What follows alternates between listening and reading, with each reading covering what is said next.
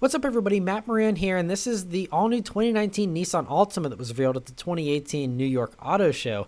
And it looks pretty good, about what you would expect for a new Altima. You know, not a wild departure from the previous one, but I like that new grille there that they have now. And overall, it looks pretty attractive. The back end also looks pretty good. Now, the interesting thing is there's a couple new things here for the Altima that are available. You can now get a VC turbo motor, the same one that was introduced in the QX50, and that one actually does 248 horsepower and 273 pound-feet of torque, but that only comes with the front-wheel drive versions, and so it's only available also on the Platinum and on the SR, which is the sportier, cheaper one.